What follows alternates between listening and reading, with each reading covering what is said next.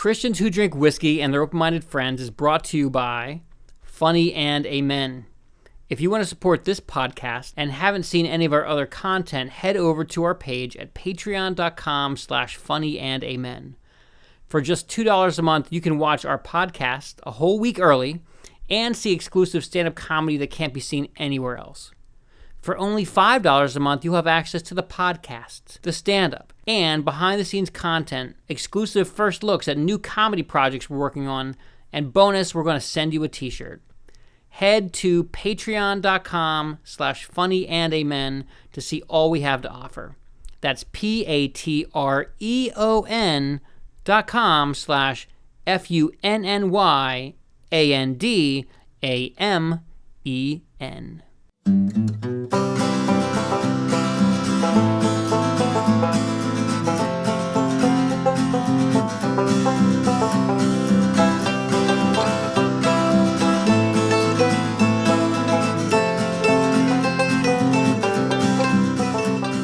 Here we are on the podcast. My guest today is Jody Lauren Miller.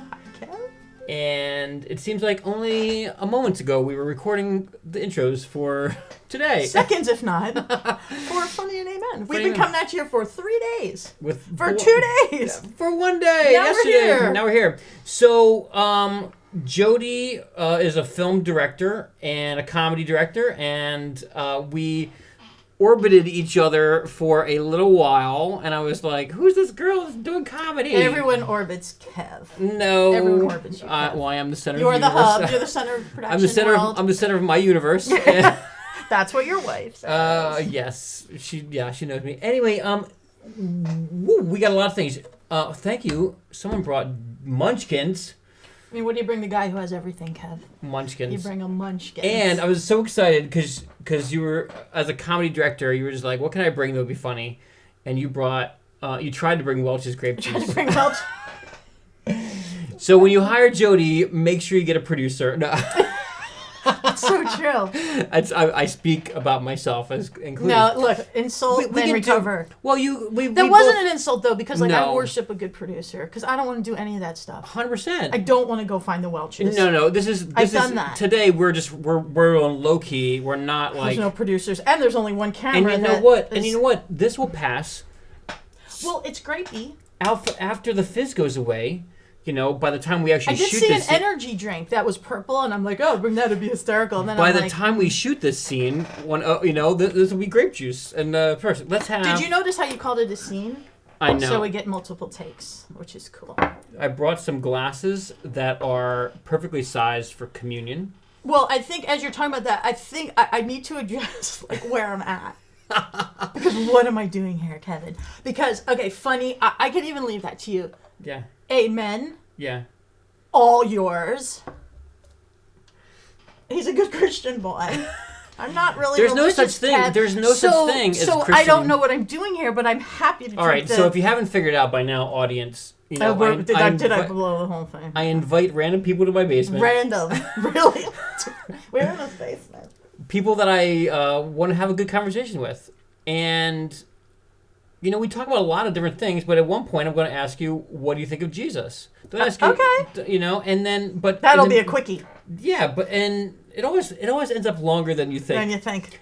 We're cheersing to what, if this is Welch's, this is like what the Baptists drink when they do communion. So I'm into that. I don't even know what those cookies taste like. I don't even know anything about them. Wafers. This is how unreligious I am. Yeah, it's cool. So just so you know, like, I think they're cookies. Jesus says, do this in remembrance of me. I remember Jesus. You might not. So this is your first communion. It is. My Cheers. Jewish father would be so proud. Here's to you, Victor. Ooh, sparkling. Oh, that's delicious. It is a little Welch's-y. I love that. It's Fanta. No sponsorship, sadly. You should get some sponsors in here. I mean, Jesus might be your sponsor. I don't know, but someone like do you want to know Duncan? Rocks? Oh. We're going to have some Glenlivet 15. Is this a sponsor? Is anyone sponsoring this yet. ragtag thing? Not yet. But, you know, if you're out there, sponsors, beverage drinkers, Christians, non-Christians, I don't care. And can I ask you this? Who are we talking to? Who's your audience? You know what I figured out? that my audience is somewhere. I already know it's like not half of the Christian world. Not half. Not half the Christian world. Okay. They're gonna see Christians who drink whiskey, and they're gonna whoop, drop right off. All right. They're going to see that I'm actually drinking whiskey, and they're gonna drop right off. They're gonna see occasionally some words come out that don't sound very Christian, and they're gonna drop off more. But what's interesting, there are gonna be people that love Jesus, like me, Okay. who kind of like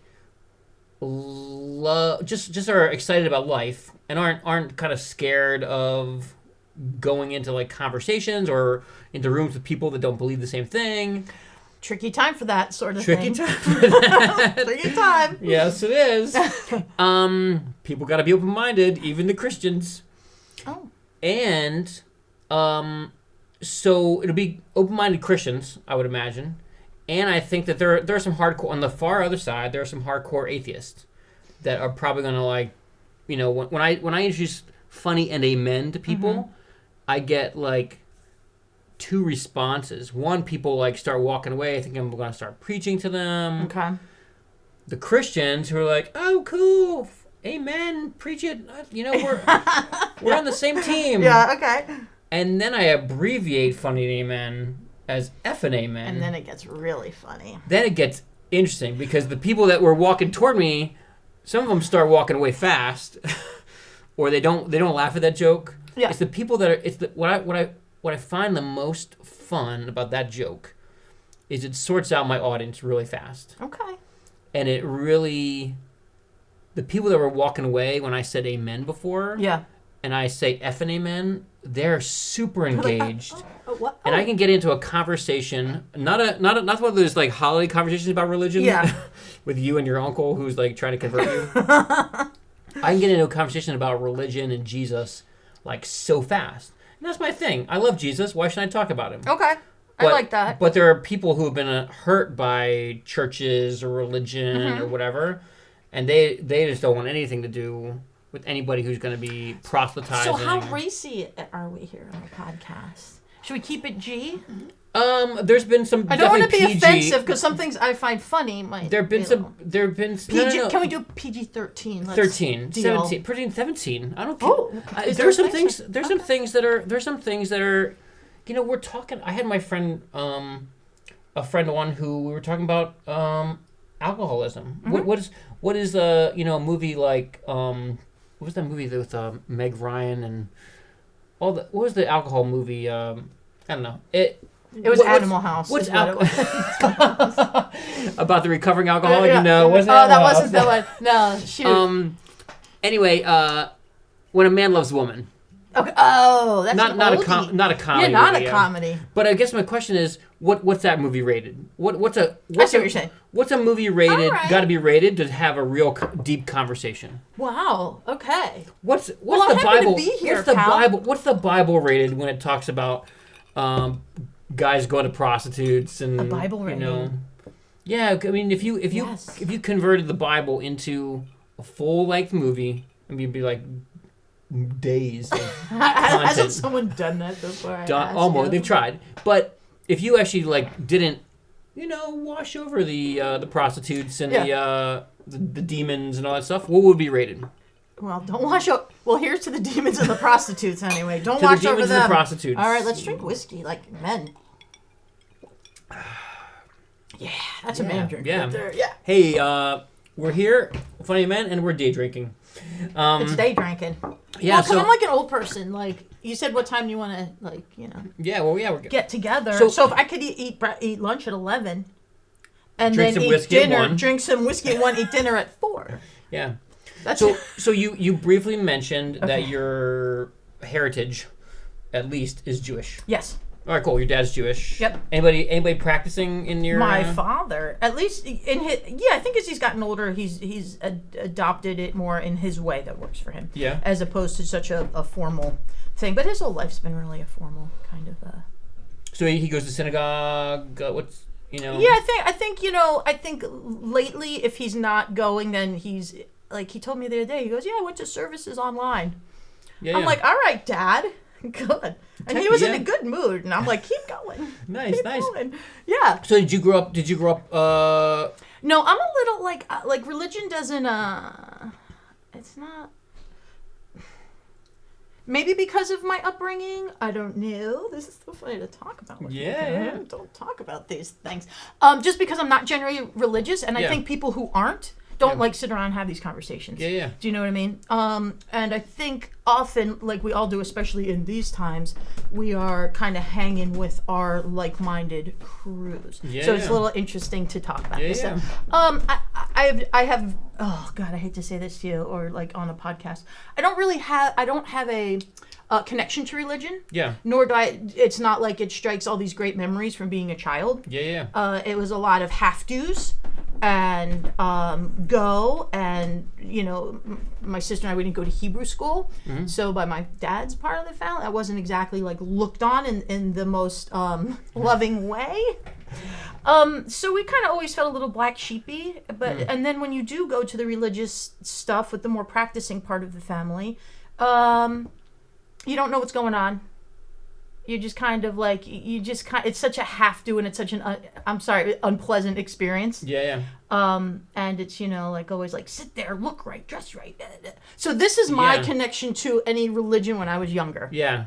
So that's why now... It was like going to a wedding. Or formality and disapproval, like constantly. Which really, obviously, that's more like of a deeper, like, family sort of, like, dynamic nonsense more than, like, a religion thing. Yeah. But that is when you're younger, that's your building blocks and your connection. So if you're making religion, like, super fun for your kids and something that they want to do, maybe not necessarily that they have to do, up until a point where they can, you feel they can make their own decisions. Interesting. It's fascinating. It's fascinating. Growing up, for me, I grew up and religion was one of those things. There were a lot of have tos. Have to dress this way. Yeah. Like I say that I became a Christian when I was 7, when my grandmother told me about heaven and hell and put me on the spot to make a decision. What'd you pick, Kev? Which one did you go for? It's weird. Are you still figuring it out? I picked heaven. Oh, you did? Are you sure? I guess we're going to find out later. It rhymed with 7. It rhymed with Kevin. That is so... Oh, Kevin. Heavenly. Oh. And so I think I had this affinity for God, Sure. and Jesus, savior of my good or bad, my 7-year-old universe. Yeah. And then I felt there were other spiritual, being in a religious context, there were other spiritual experiences I had, seemingly supernatural experiences I had, and which kind of like solidified me going down that path of being religious.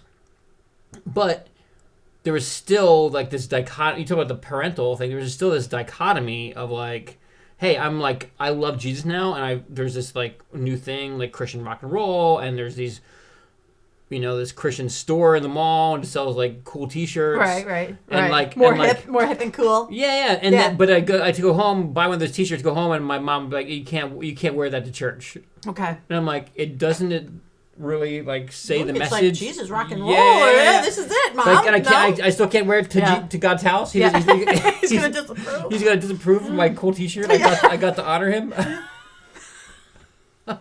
So much to say about that. Yeah, I think there's say something. Something. Yeah, I mean, so again, is it parent? So let me go back to your family. Your dad, did he make you go to synagogue? Yes. Yeah. But that was the thing. You went there for holidays, and you went, and you're like, man, you just can't wait to go home. Yeah. But it's very hard. It's just religion's always hard for me to relate to, and you're like, the faith. That you have is it's hard to it's hard to relate to from someone sitting in my position. Yeah. It's not that I don't believe that there's something bigger, or I mean this world and people and the planet and everything is such a it's like I don't think we can begin to understand any of it, whatever shape that takes. Ultimately, I think scientists and I think all religions, there is a meeting place. And I think that everyone just talks about it differently. So something that I might think is energy driven, like scientifically, is actually probably the same thing as you're talking about with things that you believe in and faith and things that have happened to you. So I don't know. I kind of lie somewhere in there. It's not like, I just don't believe in anything. But sometimes it's hard to grasp when people are so devout in something. Yeah, it's just kind of hard to grasp sometimes. Yeah. So, but I don't know. But there's whiskey, so let's just drink it. I'm kind of devout, and it's hard to grasp sometimes. Well, yeah. I mean, it's interesting. Sometimes I just kind of can't even put an fully articulate spin on it. Yeah. Because I'm just not that smart. Yeah. I'm just gonna drink this. Not be smart. Good. Okay. Good. I'm just gonna be dumb. I think they should have been called like Dummy and Amen. Dummy Amen. Yeah. Well, I think that's why I love hanging out with comedy folks, is that there's a sense of honesty about I don't know. Yeah. But that's weird. Let's explore that. Let's milk that for the joy that we get out of just the exploration, Absolutely. I think whatever works for you in whatever way, whatever keeps you positive, whatever keeps you moving forward, whatever brings you happiness, whatever makes you like a cool, fun person to hang out with for your family, for your gang. Yes. Who cares what form that is? Yeah. Honestly. Let me talk a little bit about. We just dove right in heavily. That was really scary. Because you were like, why am I here? I have Jewish heritage. Is that my voice, Kevin? Kevin, No. this table's not far enough, No. and I am unreligious enough to punch you in your nose. You should be around. There. You should be around when my wife does my voice. It's like I'm like, I don't really sound like that. And she's like, no, but. Yes. It's funnier when I give you a then that's voice. how I sound to you. That's just fantastic. I don't hire. No, not at all. You're not cursing enough to be my voice. We need to get out like a. I asked you about a beeper machine, but we need to get out a damn it or a shit out of here to kind of like let the cursing come on, let's flow. keep it clean for the kids. All the kids are listening. I'm the bad person. You're gonna make me the bad person? No, yes. Okay, good. You gotta pick, Kev. Good or bad, brother. What So I pulled up your. We didn't talk about this on camera yet. We talked off camera. You are a comedy director, and that's exciting.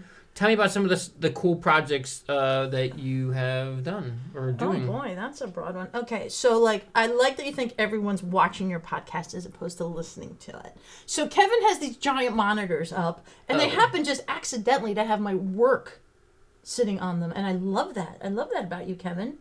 Check out the YouTube. That's where you can kind of zoom in and get really grainy, but you can see her stuff. But we'll put links there, of course. Oh yeah, we'll link it up.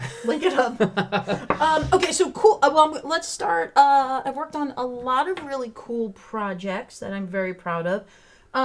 Sometimes, what we do as filmmakers, we're kind of proud of everything. Yeah. Which, as I think every artist should be. Yeah. But maybe there's some you should be less proud of. I noticed your website recently is only six pieces of work. I had to kill some of the children. Yeah. I'm sorry. I love them so. I love everything. Do you have an agent giving you that advice, or you? I have Logic giving me that advice. Logic, yeah. In our biz, less is more. Yeah. And like I said, it is hard. It is Sophie's choice is this interesting to anyone? If you're doing your demo reel or your website, it's hard to pick what someone else will think is great. Yeah. Who knows? I don't know. So it's all best guesses, but yeah, it's kind of pared down. Coolest? It's good. It's great. The pairing is strong. Thanks. I appreciate that feedback. That's makes me feel good. But we got stuff from Jefferson Hospital, which is local to us here in the Philly region. That was really fun. That was a couple years ago. Did that through some who did I do that through? Some former NFL Films colleagues. Nice, cool. And then I did the Florida Lottery. So we did some holiday spots for the. Oh, it was so great. Dude, the close up on the gingerbread man. I know. It was brilliant. Awesome. Well, I love the humor coming out of Unite PPK down in Florida. They're an ad agency. Yeah. And man, I love them so, and their humor and all their spots. Go check out all the Florida Lottery spots, mine or. Who's into that? Anyway, just watch what you want. It's fun, but you were doing some other stuff. I want to. Jody brought in some munchkins. I want to eat a munchkin. They look good. I they do I look baked good. them myself. I was up all night. These jelly ones. This is funny. Like, should you be eating on a podcast? That's kind of gross. Probably not, but I'm gonna do it Kevin's anyway. bringing all the rules. And like, can we also talk about? I want to talk about your poor production value, Kevin. We have like one camera, and it's our profile shot.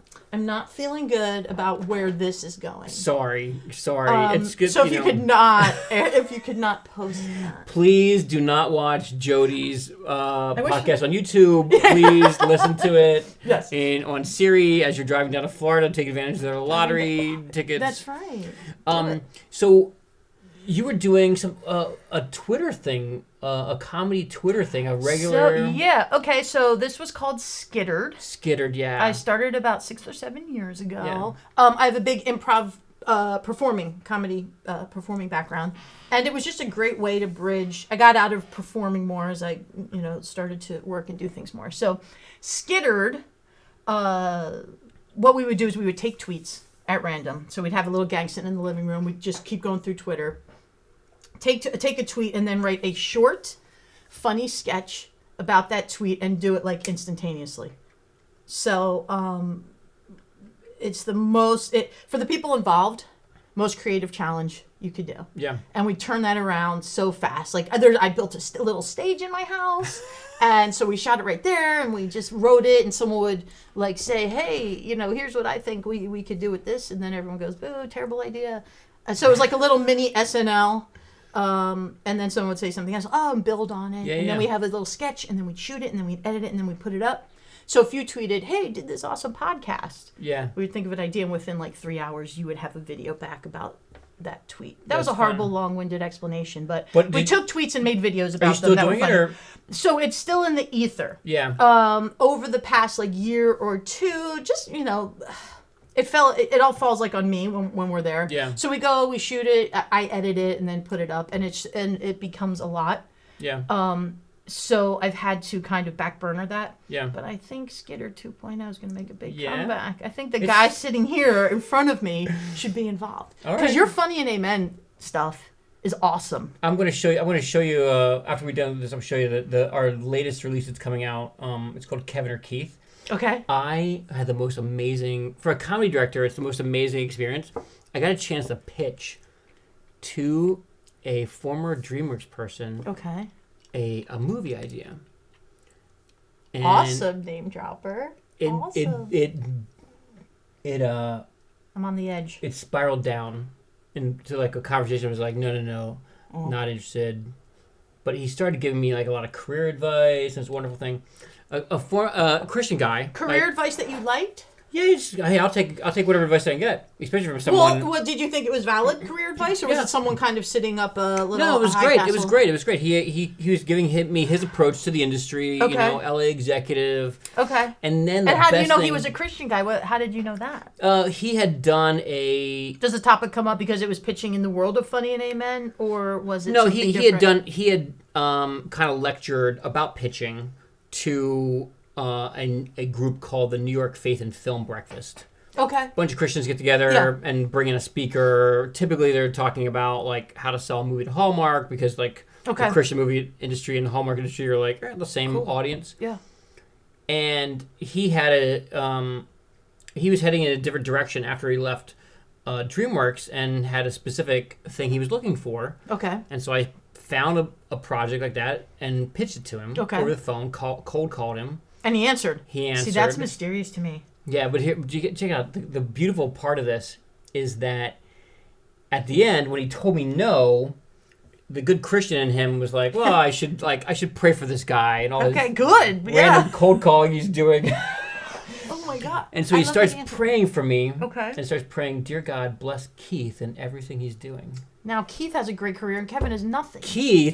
Kevin was wondering like, what's the I've never gotten taught the protocol and like, do I interrupt him? No, you just wish Keith good luck, whoever he is, because he's really doing well now. Well, Keith, this guy started praying. I thought he's a busy Hollywood executive. It's only going to last a short amount of time.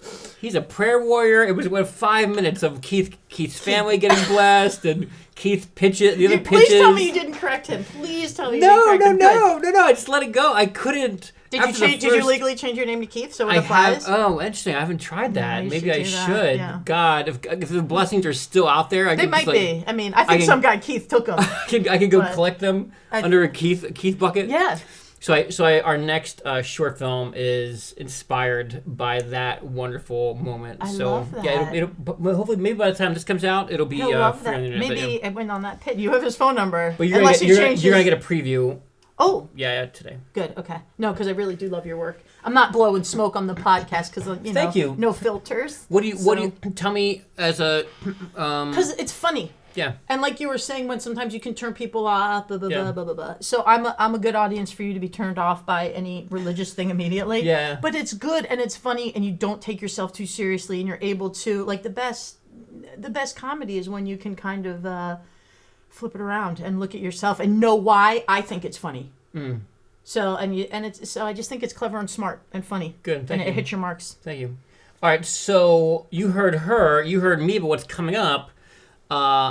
Please go to patreon.com/Funny&Amen. Oh my God. Is it like, are you asking for prayers or are you asking for actual money? Wouldn't it be cool if you could put a button and people could just click on that? We'll try. It'll be right over here or no, here it'll be like, or there it'll be right over here. It'll be the whole button. Here. The whole thing will be a button.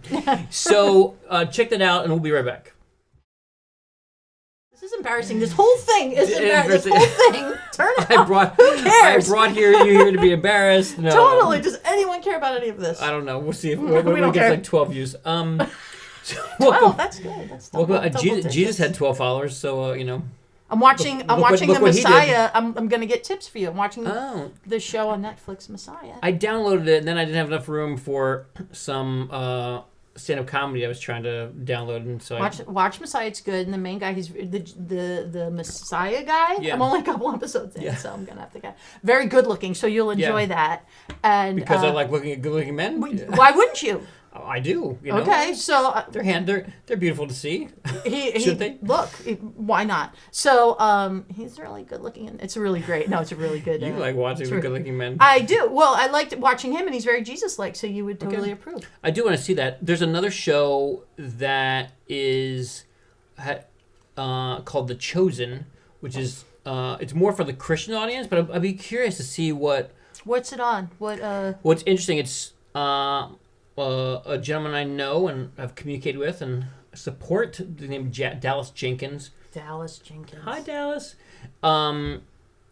Created this show, and it's the backstories on all the people in the Bible around Jesus' time, like the shepherds. Oh, that's interesting.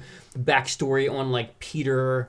And Are you mad that you didn't think to write this and shoot this? No, I'm mad that Dallas didn't get me out to work on it with him. Dallas, you know what? We liked him a second ago. A name like Dallas, somebody sketchy. Sketchy or really cool? I know he has cowboy boots. Really good, really good. Yeah, of course. But I'd be curious to see all the Christians I know who have watched it, and I don't know that many. Have found it really powerful and engaging. Okay. I'd be curious to share with some of my non-Christian friends and say, is this good content? Is this as engaging as... Is this good content in general, or is it good content because I love Jesus? I would tell you. I would be that reviewer for you. I'll show you. Dallas, you're going to get your first, maybe not first, but... hey, if there's a couple jobs in the Dallas, it's great. A Jewish non-religious director is going to review The Chosen. Never had that title, but it fits. If it fits, wear it. So what else do we talk about here? Let's talk. So the question I ask my guest is, do you need more whiskey? And I do what you do. I'm like I'm a follower, if you will, Kevin. Well, you drank a little more than. Whoa, faster. easy. Faster, a little faster. Well, just watch your. Come on, I have a Morris. I was gonna say I have a rep to protect, but Morris. that would be a lie. Yeah. Yes, please, bartender. Nope. And. Oop. A little more for me too. And so the question I ask all my guests after the whiskey question is, what do you think of Jesus? I'm good with silence. I think it's important. It's funny. That was what we call a pregnant pause. I would have let it go more, but I didn't want anyone listening to panic. Be like, what the? This dead air. Exactly. See, if they're watching the YouTube channel, they would know that it's pregnant pause. It's the silence. Comedic pregnant pause. I wouldn't even, my first instinct is always to make a joke about a guy named, Jesus or Jesus. Yeah. What do I think? Is there one that comes to mind quickly? No, it would be inappropriate for your listening and viewing audience for Dallas. I don't want Dallas not to give me a job after this. So we're playing to the audience of one at this point. He's a director. Oh, so we're battling. All right. So forget all the Dallas stuff altogether. Dallas is not. He's not hiring. Okay, yeah. So then forget it. I get. How horrible is this answer? Like, I don't. Oh. You don't think of Jesus? No. Not at Christmas, not at a... Well, I think at Christmas. I think more of Santa Claus at Christmas. Yeah. See? Yeah, I'm sorry. I'm like, everyone's going to... All your religious friends are going to, like, be like, you had that heathen on. And I think that your podcast is really... They if you could take that down. The super religious ones think I'm a heathen, so... That's true. Look at you. So drinking. weird, yeah. He's on his third whiskey. No, if I have to be honest... Yeah, totally. What do I think of? Yeah. What a question for someone who's not religious. Again, I just don't have an opinion. Yeah. I think it's a great ideal and idea, and if that's your jam, awesome. Christmas time, I think of like Santa Claus mostly. Yeah. Never comes to my house, and you can see why. I have a chimney and everything. Yeah. Yeah, I don't know. Is that a horrible, disappointing answer for you? No, it's no. I think that one thing I'm fascinated about is, as someone who thinks about Jesus a lot, I'm fascinated by what other people think or don't think. Yeah, it's interesting because it's weird to you. Like that seemed like it struck you weird. Like, oh, you don't. Well, it is interesting. I think that, like, so many other guests, even though they're non-religious, I've had so many, like, recovering Catholics. Well, they're going to lie to you, Kevin. I'm not going to lie to you. They're going to lie. I have no fear of hell, so. They've been taught to lie to me. I seek your approval. No, but I think that a lot of people, at least, and again, I'm also trying to get outside my world here. Mm-hmm. I think I think is admirable. Part of the issue we're in as America is that we believe it's just like us, whether we're religious or conservative or liberal or non-religious or a lot of people believe America is like them or should be like them, right? Or the world should be like them and is like them, and I think that that's a bad place to start. Or that, there's a joke that's on the bottom of a lot of my emails that says, what's the difference between God and a film director? Nothing. No, God. Nothing, Kevin. Nothing. Oh, you weren't asking my opinion. Oh. God doesn't think he's a film director. We all as humans think that we're God, whether that's a big G or a small G or God doesn't even mean anything to you. We all have this, I believe, we all have this propensity to believe that we know best. Of course. Yeah. Or that we know everything. Yeah. Or none of us is going to say, I know everything, but we're going to act like it. Yeah. We're going to act like it, and I think that's where, when I think of Jesus, I think of him as being a little bit smart. If he is God, smarter than me. God, let's hope so. Yeah. Kev, about it. I mean, about it. I think you're somewhat smart, but he's not in his basement doing podcasts. That would be. There's your next movie, friend. Boom. The Jesus podcast, and if there is this difference between me and an all-knowing being, then what can I learn? If we all have that idea of what can I today? Hey, get up today. What can I learn today? Yeah. Maybe it's from the God that I believe in. Maybe it's like, my mother-in-law were talking about it. All right, let's say I study that God I believe in. Mm-hmm. What am I going to do if he's different than I am and I learned something today? Okay. What am I going to do about it? Well, I wish everyone was like you. Thank you. No, because if you're like, well, what can I learn today? And then if I learned something that I didn't know, but how am I going to act on that? That's pretty admirable. Kev, if that's your daily life, I think you got a shot, kid. No, it's not. It's not my daily life. Now I'm all disappointed. It's my admirable moment. it was one moment. Oh man, I really was putting you on a pedestal for a second. One fleeting moment. And I'm like, nah, I'll just have another donut. See, now you're supposed to. Is this chair squeaking must be fun for your podcast? I'm sorry, but this is. I'll sit stiller. Yeah. So you don't think about Jesus? Do you think about? You said before, and I liked your answer. It's very intriguing to me that you think scientists and religious people and other deep thinkers should like come together and explore a middle ground. Well, of course, and I think that again, I wish I could speak on this stuff a little bit more intelligently. But I think that connection is there. It's different language, and I think scientists talk about energy in certain ways. Religious people talk about God in certain ways, and then the actions or the ripple effects or what have you. Again, I'm not articulate. I'm a stupid comedy director, so you're not going to get a lot of deep thoughts here. But there is an intersectionality between all that. I don't know if it's not easily recognizable, but I think in the end game, we probably all come to generally the same place. And I'm not smart enough to tell you what that place is, but you might. No, never mind. You're not. Forget it. I'm not. I'll think of your next question. Have you ever had any? This is one of the questions I thought of recently. After you're number 11 on our. Wow, you've done 11 of these. I'm very 11 excited. Hours of podcastiness. Yeah, and we're planning on releasing one once we get them all out there. Kev, who is your week. Favorite? Go on, tell me who is you so far. Oh, he's a liar. You're going to hell, Kevin. You're a liar. What have you ever had any or been around people that have had deep spiritual, or not even spiritual, maybe aliens or something like that, well, met an alien. I wish that would be amazing. Experiences that they can't boil down into. I think a lot of people. Yes, yeah. I think there's a lot of people oh, that was over there, and then I thought of it, and then I found it. I couldn't find it. Yeah. All that stuff to me is as real as you think it is. If you think it's real, yep, yeah. It's real. Do I have a lot of good? No, I don't have a lot of good, exacting cool stories to tell you on there. But people say that stuff here and there, and I'm not gonna laugh at it. I'm like, all right, you believe it? It's real. I was doing this this comedy shoot up in Reading, Pennsylvania, and they got us houses to stay in with people volunteering in a room or something like that, and woke up in the morning and. Myself and the gaffer were in this house. This lovely woman I've met many times, and she came down and said, "Did anyone visit you last night?"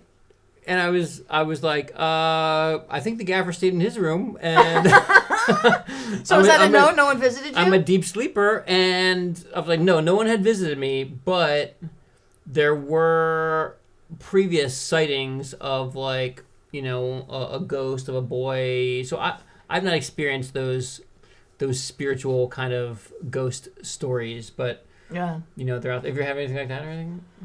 Well, my mom's no longer on the earth, so I always hoped for a great mom one, and I haven't. It would be cool if she knocked something over in here. Right now, go mom. That'd be. What? Oh no, we could have staged that so good. This podcast could have blown up, and you blew it. We could have staged that. We could have had a book fall. We could have had your mother-in-law drop a book down the steps. Paranormal investigators coming over my basement. And now, because of you, Kevin, because of no pre-production, no one's gonna watch this. Welcome to the fully pre-produced podcast. That could have been something spectacular. She could have been oh my god, that would have been great. We could have lights flicker. That'd be fun. We blew this whole thing. We could have been huge. CNN, here we come. Then we'd be going the wrong direction. We'd be going toward. Right, we'd be lying and stuff. So which goes against the part. It would have been funny, but we would have missed the amen. I'm not even talking about that. I'm talking about you and I getting hired as comedy directors. But after the jig is up, friend. They'd be they offer us these reality show gigs. Let me break this to you. Yeah. You could do those for the money, and then we could go make funny stuff. Oh, really? Yeah. You can do that. I hear other people do it. I haven't personally done it myself, but I hear. I've sold out. Have you ever sold out? Please, we can pray right now. Dear God, please give me a sellout job immediately. Amen. What about Now, what if cat my videos? phone rang? Could have. What about cat videos? I did enjoy that experience with you. I was thinking about that on the way. Jody and I worked our careers. We thought our careers peaked a few years ago. True. Because we got to work on cat videos. Yeah, that was fun working with you. And it was Morgan fun. Morgan was. Oh, she's great. Morgan's coming tomorrow. She's coming tomorrow for the podcast. She's great. I had so much fun getting to know her. Yeah, and she's very funny too. Anyway, that was fun. Cats comedy. This has been awesome. Cats comedy. Good. Is it a wrap or what? Did anything happen here? Things could have happened. Let's brainstorm some comedy together. I mean, so let's go back into comedy stuff. So, I know also you. Do you have a style? Do you have So I used to have a on my old website, and this was great because I went to this. I went to this dude, and he was kind of a creative. He worked with ad agency folks, and he was like a career coach basically. Mm-hmm. And so this was probably 5 or 6 years ago when we talked about my reel a lot. And one of the exercises, which I think everyone should do, maybe not everyone, but directors it would be good. He's like, go through all of your work. And he goes right down. We were looking for a way to sum up my work in a sentence. Yeah. And it was hard, and it was a big homework assignment. It took a long time. But what we came up with, which is relatively accurate without even kind of it being intentional, is uncovering the absurdities of everyday people. Mm. So that's kind of a theme of my work. So, if we're looking at some of these spots, people who, this is a JBL spot where people are singing with earphones on and singing out loud. People dance around their house singing. And they're singing terribly. It's wonderful. Right, of course, and uncovering the absurdities. So there's always something that people are doing behind closed doors that don't cough on the podcast. Jeez. Should I turn the call? Kevin! What I love the absurdity. I love... Yeah, do you have a line to how do you describe your work? I don't know. Funny&Amen, I think, does it. Funny&Amen is not. It's weird, interesting. As a director, you're like, I could direct that, and I think it's hilarious. Is that when I launched Funny&Amen, I was hired. My next hired gig to direct something was I was hired to direct a drama about Alzheimer's, and I was like, well, I believe in God. That's why I believe in God, because I think He has a sense of humor. Yeah. Well, let's say, because God, I've got this mission. I'm going to direct comedy, and here's a movie about Alzheimer's, a drama, and that's hilarious. Okay, So, I think for me as a director, I love comedy. I'm focusing. That's what I'm working towards because I just love going to work and laughing. Yeah, it's the best job ever. It's joy, and you sit down and you're like, oh, my job today, I got to write something funny. You're like, that's hilarious. Yeah. Then I show it to you, and you say it could use work. I'm like, and then you add something to it, and so the collaboration. Yeah. That you get from filmmaking in general. I think you have to get it all the way through with a bunch of comedians. You also have to be very humble too, as a. It's definitely. person. I think it's for me anyway. The way I mean, maybe some people can sit solitary and make really funny stuff. I don't know, but it's definitely a team effort. Yeah. Because like you said, if this is funny, and then you come back and you have a spin, and then that launches me somewhere else, which launches you somewhere else. Yeah. And so on and so on. Well, you also have to, because filmmaking is a 3-step process, writing, producing, editing, you also have to you get these 3 tests to make sure that joke goes through. Yeah, that's a good way to look at it. Hey, I wrote this joke. I didn't think it's funny. You tweaked it. Now we both think it's funny. Mm-hmm. Then we take it, we give it to an actor, and they perform it so flat.